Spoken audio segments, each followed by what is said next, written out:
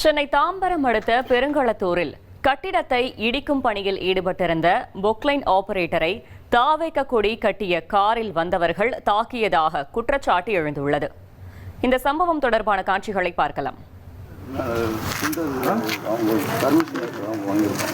நீங்க சொன்ன ஓனர் மேல இருக்கிறாருன்னு கத்திடுறா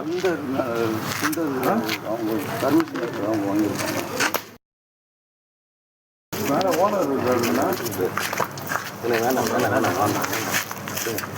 இவனை வண்டியில் ஏற்று காரில் ஏற்றுறேன் காரில் ஏற்றுவேண்ணா.